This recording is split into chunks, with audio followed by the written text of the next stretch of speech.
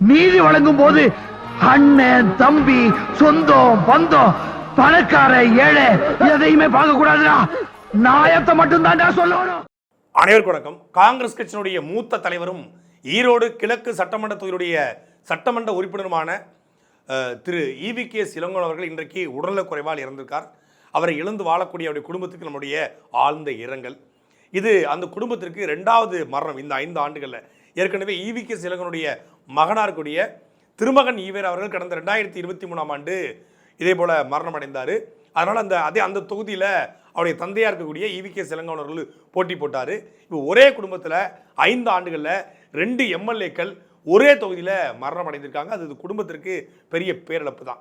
EVKS இளங்கோவனை பொறுத்தளவில் 1984 முதல்ல சட்டமன்றத்தில் வெற்றி பெறாரு. அதுக்கப்புறம் ரொம்ப நீண்ட காலத்துக்கு பிறகு 2004ஆம் ஆண்டு மக்களவையில் வெற்றி பெற்றார். ஒரு முறை MP ஆனார், ஒரு முறை MLA ஆனார். திருப்பி 1984 2004 வெற்றி பெற்றவர் 20 ஆண்டுகள் கழித்து தான் ஈரோடு கிழக்கில் அவருடைய மகனுடைய மறைவுக்கு பிறகு அவருக்கு இந்த வாய்ப்பு கிடைத்தது. இப்போ அந்த நேரத்தில் EVKS இளங்கோவன் அவர்கள் தேர்தலை நிப்பாட்டும் பொழுது கடுமையான எதிர்ப்புகள் இருந்தது. காரணம் என்னன்னா, காங்கிரஸ் கட்சிக்குள்ளேயே பல விமர்சனங்கள். எப்போவுமே தமிழ்நாடு காங்கிரஸை பொறுத்தவரை, இந்திய காங்கிரஸும் அப்படி தான், தமிழ்நாடு காங்கிரஸை பொறுத்தவரை 5-6 தலைவர் இருப்பாங்க. அந்த 5 தலைவருக்கும் ஆளுக்கு 5 அல்லக்கைகள் இருப்பானுங்க. அந்த அல்லக்கைகள் EVKS இளங்கோவனை நிறுத்தக்கூடாது, அவர் ஒரு கான்ட்ராவர்சியான லீடரு அப்படின்னு சொல்லி பல்வேறு குழப்பங்களை கொடுத்தாங்க.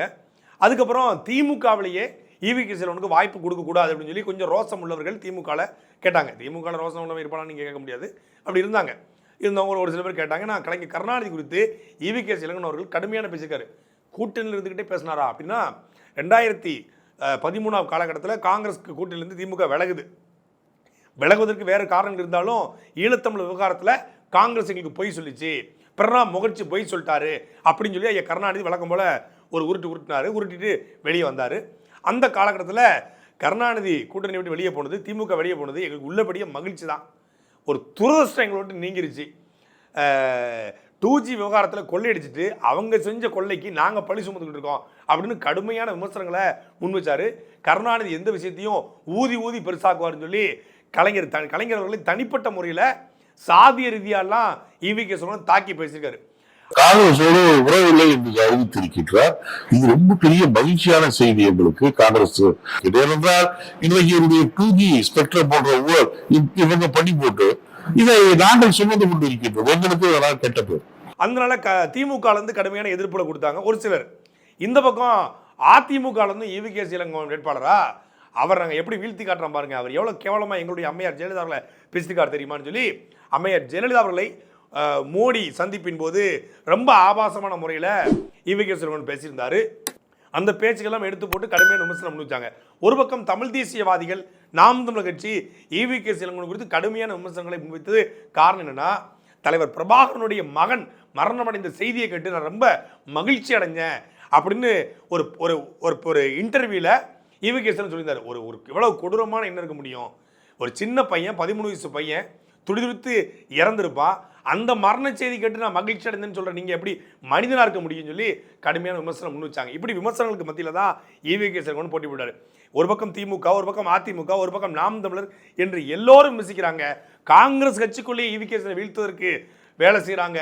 இப்படி செஞ்சோம் EVKS எப்படி ஜெயிச்சார் அப்படிங்கிறதான். தமிழ்நாட்டுடைய தேர்தல்கள் எப்படி நடைபெறுகிறது, தமிழ்நாட்டில் ஓட்டு எப்படி பெறப்படுகிறது, வாக்காளர்கள் எப்படி விலைக்கு வாங்கப்படுறாங்க அப்படிங்கிறதுக்கு ஈரோடு கிழக்கு தொகுதி இடைத்தேர்தல் ஒரு சான்று. ஓட்டுக்கு பணம் கொடுக்குற பாவி, பணத்தை வாங்கிட்டு ஓட்டு போடுவேன், தேச துரோகி அப்படின்னு முத்துராமலிங்கர் சொல்லியிருக்காரு. தங்கம் போன்ற வாக்குகளை தவிட்டுக்கு வித்துறாங்கன்னு அண்ணாத்த சொல்லியிருக்காரு. சில ரொட்டி துண்டிகளுக்காக உங்கள் உரிமையை வித்துறான்னு சொல்லி அண்ணன் அம்பேத்கர் சொல்லியிருக்காங்க, எல்லாருக்கும் தெரியும். ஆனாலும் ஈரோட்டில் 400 கோடி ரூபாய் செலவு செய்து தேர்தல் நடத்தப்பட்டதாக அன்அஃபீஷியலாக சொல்கிறாங்க. நமக்கு தெரிந்து ஸ்மார்ட் வாட்சி, குக்கரு, வாத்து பிரியாணி, கோழி பிரியாணி, மட்டன் பிரியாணி, மாட்டு பிரியாணி, சிக்கன் பிரியாணி, முட்டை பிரியாணி, பிரிஞ்சி எல்லாம் போட்டு மக்களை பட்டியல் அடைச்சி வச்சாங்க. உலகத்தில் அப்படி நடக்காது. நீ ஓட்டு கேட்டு வரும்போது மக்கள் இருந்தால் தானே ஓட்டு கேட்ப. மக்களே கடத்துகிறேன் பாரு, டெம்போ ட்ராலர் வச்சு மக்களை கடத்தினாங்க. கடத்தி கொண்டு போய் ஊருக்கு வெளியில் நல்ல பெரிய பெரிய தோப்புகளில் டென்ட் போட்டு உட்கார வச்சு அழகான படங்கள் எது ஓகே மனிதன், அப்புறம் வந்து நண்பேண்டா, இந்த மாதிரி நான் அழகான காவியங்களை போட்டு உதயநிதி ஸ்டாலின் அவர்கள் நடித்த காவியங்களை போட்டு போட்டு மக்களுக்கு காட்டி காட்டி, அது பெரிய பனிஷ்மெண்ட் தான் மக்களுக்கு. அதை போட்டு போட்டு காட்டி மக்களை ஒரு நாள் முழுக்க வச்சுப்பாங்க. காலையில் 10 மணிலேருந்து சாயந்தரம் 6 மணி வரைக்கும் மக்கள் அது இருக்கணும். 6 மணி 7 மணிக்கு மேலே மக்கள் ஊருக்கு வந்து அடைவான். அதுக்கு தேர்தல் பிரச்சாரம் முடிஞ்சிடும். அதிமுக போகும்போது யாரும் இல்லை, நாம் தமிழர் போகும்போது யாரும் இல்லை, ஒட்டுமொத்த மக்களையும் திமுக விலை கொடுத்து வாங்குச்சு. இதை தாண்டி 4 ஓட்டு வச்சுருந்தா ஒரு பைக்கு அப்படின்னு அவ்வளவு இறங்கினாங்க. ஏன்னா களத்தில் அன்னைக்கு வந்து சிறை மீண்டு வந்திருக்கிற சிங்கம் செந்தில் பாலாஜி களத்துனார். கிட்டத்தட்ட 400 கோடி ரூபாயை செலவு பண்ணி ஜெயிக்கவே மாட்டாருங்க. அவர் ஒரு ராசி இல்லாத மனுஷன். அதிமுக எதுக்குது, திமுக எதுக்குது, நாம் தமிழர் எதுக்குது, சொந்த கட்சிக்காரன் காங்கிரஸ் எதுக்குறான் அப்படிங்கிற ஈவிகே இளங்கோவனை வெளில வச்சார் செந்தில் பாலாஜி. அந்த தேர்தல் பிரச்சாரத்திலேயே ஈவிகே இளங்கோவன் ஓட்டு கேட்டு பல இடங்களுக்கு வர முடியலை. ஏன்னா அவரில் வர முடியலை. உடல்நலம் சரிப்படி கிட்டத்தட்ட இப்போ 75 வயசு, அப்போ 74 வயசு. அவருக்கு உடல்நலம் சரியில்லை. அவர் சின்ன வயசுலேருந்து செயின் ஸ்மோக்கரு, லங்ஸ் எல்லாமே பாதிக்கப்பட்டுருச்சு. பிபி இருக்குது, சுகர் இருக்குது, கொலஸ்ட்ரால் இருக்குது. ஒரு வயோதிகம் தான், அதில் மாற்றுக்கிறது இல்லை. அப்போ அப்படிப்பட்ட சூழ்நிலையில் அவரால் வந்து தரையிறங்கி ஓட்டு கேட்க முடியல. வெயில் ஒத்துக்கலை, சில இடங்களில் மயங்கி உட்காந்துட்டார். அப்போ அப்படிப்பட்ட ஒருத்தரை தேர்தல் நிப்பாட்டினீங்கன்னா நிச்சயமாக ஈரோடு கிழக்கு தொகுதிக்கு இன்னொரு இடைத்தேர்தல் வரும் அப்படின்னு சாட்டை துறைமுகன்னு ஒருத்தன் அங்கேயே பேசினான். நாங்கள் சொல் பேச்சு அப்போயே கேட்டிருந்தா 400 கோடி ரூபா மிச்சமாக இருக்கும். இப்போ 400 கோடியும் போச்சு. மரியாதைக்குரிய ஐயா ஈவிகே இளங்கோவன் அவர்களும் அவருடைய பணியை செய்ய முடியலை. இப்போ அவருடைய மரணத்தை யாரும் வந்து கொண்டாட முடியாது. எந்த ஒரு மனிதனுடைய மரணத்தையும் நம்ம ரசிக்கக்கூடாது. அது கொடூரமான மனநிலை. உடலும் சரியில்லாமல் அவர் மரணம் அடைஞ்சிருக்காரு. ஆனால் ஒரு சட்டமன்ற உறுப்பினர் என்பவன் அந்த தொகுதியினுடைய கிட்டத்தட்ட 2,20,000 மக்கள் இருக்காங்க. 2,20,000 பேரும் முதலமைச்சர்கிட்ட போய் தன் கோரிக்கை வைக்க முடியாது. ஈரோட்டில் மஞ்சள் வியாபாரி இருக்காங்க, காவிரி நதிநீர் விவசாயிகள் இருக்காங்க, அங்கே இருக்கக்கூடிய ஆலை தொழிலாளர்கள் இருக்காங்க, அங்கே இருக்கக்கூடிய சிப்காட் போன்ற வேலை செய்யக்கூடிய தொழிலாளர்கள் இருக்காங்க, ஈரோட்டில் இருக்கக்கூடிய விவசாயிகள் எண்ணற்ற விவசாயிகள் இருக்காங்க, காவிரி கரை கூட வாழக்கூடிய மக்கள் இருக்காங்க. இவங்க எல்லாருக்கும் பல்வேறு சிக்கல்கள் பிரச்சனைகள் இருக்குது. இந்த பிரச்சனைகளுடைய குரலை கொண்டு போய் சட்டமன்றத்தில் மூலமாக முதலமைச்சர்கிட்ட கொடுத்து அதற்கு ஒரு தீர்வு கிடைத்து அந்த மக்களுக்கு நல்லது செய்வதற்காக உருவாக்கப்பட்டவர் தான் சட்டமன்ற உறுப்பினர். 2023 பிப்ரவரி மாதம் ஜெயித்த மரியாதைக்குரிய ஈவிகே இளங்கோவன் 2024 இந்த டிசம்பர் வரைக்கும் எத்தனை முறை சட்டமன்றத்துக்கு போயிருக்காரு, என்னென்ன பேசியிருக்காரு, என்னென்ன தொகுதிக்கு பண்ணியிருக்காரு அப்படின்னு யாராவது கேட்டால் பதில் கேள்விக்குறி. ஒரு சட்டமன்ற உறுப்பினராக அவருடைய பணியை அவரால் செய்ய முடியலைங்கிறதே அவருக்கு மிகப்பெரிய குற்ற உணர்ச்சியாக இருந்திருக்கும். ஏன்னா தேர்தல் பிரச்சார காலகட்டத்திலேயே தன்னுடைய உடல் நலத்தால் உடல்நலம் சரியில்லாமல் பிரச்சாரத்துக்கு போக முடியாத ஒருத்தரை களத்தில் நிப்பாட்டி வெளில வைத்து 400 கோடியை கொடுத்து ஓட்டை வாங்கி வெளில வைத்து என்னத்தை சாதித்திருக்கிறது திமுக. இந்த முறையும் மீண்டும் அதே தொகுதியில் 2வது முறை இடைத்தேர்தலா? இப்போ நீங்கள் இன்னும் 14 மாதம் இருக்குது தேர்தலுக்கு, 2026க்கு. இந்த 14 மாதம் இந்த தொகுதியை காலியாக வைக்கிறதா இல்லை இடைத்தேர்தல் நடத்துகிறதா? இடைத்தேர்தல் நடத்துகிறா இருந்தால் மீண்டும் எத்தனை கோடியில் செலவு பண்ணணும்? திமுக செலவு பண்ணும், கோடி கோடியாக வச்சுருக்கு. அதிமுக செலவு பண்ணும், கோடி கோடியாக வச்சுருக்கு. தேர்தலில் போட்டிடணும், நாங்கள் எங்களுடைய ஜனநாயகத்தை காப்பாற்றணும், எங்களுடைய பிரதிநிதித்துவத்தையும் கொடுக்கணும், எனக்கு இருக்கக்கூடிய வாக்காளர்களின் வாக்கை வாங்கணும் அப்படின்னு களத்தில் நிற்கக்கூடிய நாம் தமிழர் கட்சி போன்ற கட்சிகள் எப்படி பணத்தை செலவு பண்ணும்? அதை பற்றி எந்த கவலையும் இல்லை. இப்போ திமுகவிலேயே ஒரு ஆக்டிவாக இருக்கக்கூடிய ஆளை தேர்தல் நிப்பாட்டிருக்கலாம், காங்கிரஸ் கட்சியிலே ஒரு ஆக்டிவாக இருக்கக்கூடிய ஆளை தேர்தல் நிப்பாட்டிருக்கலாம். ஆனால் ஈவிகே இளங்கோவன் தான் கொடுக்கணும். இது என்ன, அது அப்பா செத்து போனால் மகனுக்கு பதவி, மகன் செத்து போனால் அப்பனுக்கு பதவி அப்படிங்கிறது வந்து இது ஒன்றும் வந்து மன்னராட்சி கிடையாது, மக்களாட்சி தானே. ஒரே குடும்பத்தில் கொடுக்கணும், இவருக்கு தான் கொடுக்கணும் அப்படிங்கிற எந்த விதமான முறையும் கிடையாது. இதுதான் மன்னராட்சி முறை. இப்போ ஈவிகே இளங்கோவனுடைய மகன் இறந்தார், அதனால் அவங்க அப்பாவுக்கு. இப்போ இவர் இறந்தார், யார் கொடுப்பீங்க? இல்லை யார் நிலைமை ரொம்ப மோசமான நிலைமைன்னா, இந்த வடிவேலும் மாதவனும் சேர்ந்து எங்கப்பா அந்த ஆட்டோக்கார தம்பி அப்படிங்கிற மாதிரி இப்போ ஸ்டாலினும் உதயநிதி ஸ்டாலினும் கழிப்பாங்க. எங்கப்பா அந்த ஜெயிலேருந்து வந்த தம்பி, நான் வந்து 3 மாதம் தான் ஆச்சு, நானே இப்போ தான் கொஞ்சம் ஆசுவாசப்படுத்தி கொஞ்சம் நிமிர்ந்து நிற்கிறேன், இப்போ தான் முகச்சுருக்கமெல்லாம் போய் கொஞ்சம் களை வந்திருக்கு, அதுக்குள்ளேயே அடுத்த ரவுண்டு காடா மறுபடியும் முதல்ல இருந்தா எசமா பாடி தாங்காது அப்படிங்கிற மாதிரி 400 கோடியே செலவு பண்ணிட்டு தான் செந்தில் பாலாஜி புழல் ஜெயிலுக்கு போனார். செலவு பண்ண கையோட அமலாக்கத்தில் கூட்டி போயிடுச்சு. அவரை சம்பாதிச்ச காசை இதுக்கு போட்டாச்சு. அப்புறம் மாதம் வர தலைமையிலேருந்து வாங்கிக்கிறாங்க. இப்போ திருப்பி மீண்டும் ஈரோடுக்கு இடைத்தேர்தல் ஒன்று அறிவிச்சு தான் ஆகணும். ஏன்னா 14 மாதம் இருக்குது, தேர்தல் ஆணையம் அதை காலியாக அறிவிச்சிருவாங்க. இது 1 மாதமோ 2 மாதமோ மழை முடிந்த பிறகு திருப்பி அதே பிப்ரவரியில் மீண்டும் இடைத்தேர்தல்னா செந்தில் பாலாஜியுடைய நிலைமை தான் ரொம்ப படுமோசமாக இருக்கும்.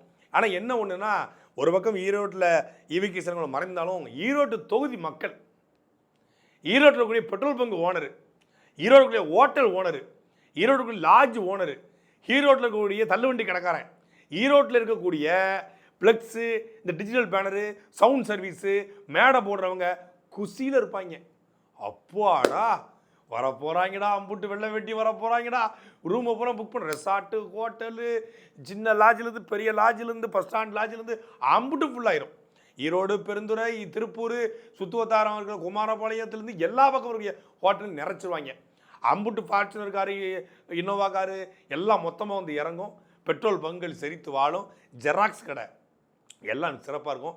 எலெக்ஷன் கமிஷன் ஆஃபீஸுக்கு முன்னாடி போடுற டீ கடைக்காரர் இப்போ வந்து சூப்பர், பாய்லரை மாற்றுங்க, என்னடா பாய்லர்லாம் பளபளன்னு இருக்குது, பூட்டங்களில் பூவா தொங்குது அப்படிங்கிற மாதிரி எல்லாம் அவங்கெல்லாம் மகிழ்ச்சி ஆயிடுவாங்க. ஈரோட்டு மக்களும் சரி 2023 ஒரு 4000 ரூபா கிடச்சிது, அதை வச்சு அந்த நேரத்தில் நம்ம கொஞ்சம் வீட்டுக்கு தேவையான சின்ன சின்ன பொருட்களை வாங்கி போட்டோம், கிஃப்ட்டுகளும் காம்ப்ளிமெண்ட்டுகளும் வந்தது. அதனால் இந்த முறை எப்படியும் வந்து 4000 6000 கூட வாய்ப்பு இருக்குது. ஏன்னா 2023 தேர்தல் நடக்கும்போது பெரிய அளவில் திமுகவுடைய தவறுகள் மக்கள்கிட்ட போய் சேரலை. இந்த 4 வருஷ தேர்தலில் திமுக என்னென்ன பண்ணியிருக்கு அப்படிங்கிறத மக்கள் கண்ணுக்கு முன்னாடி கண்ணாடி விடவர் பார்த்துட்டான். சென்னையில் என்ன நடந்துக்கிட்டு இருக்கு, அரிட்டாப்பட்டு என்ன நடக்குது, பரந்தூரில் என்ன நடக்குது, இந்த 4 ஆண்டு ஆட்சியில் இல்லத்தரசிகளுக்கு 1000 ரூபா, கல்லூரி பெண்களுக்கு 1000 ரூபா, தமிழ் மகன் திட்டத்தில் 1000 ரூபாய் தாண்டி இந்த 3000 ரூபாயை தாண்டி எதுவும் கொடுக்கல. 8,29,000 கோடி ரூபாய்க்கு மேலே கடன் வாங்கி வச்சுருக்காங்க. ஆண்டு ஒன்றுக்கு 50,000 கோடிக்கு மேலே வட்டியாக மட்டும், மாதத்துக்கு வட்டியாக மட்டும் தமிழ்நாடு அரசு வட்டி கட்டிக்கிட்டு இருக்குது.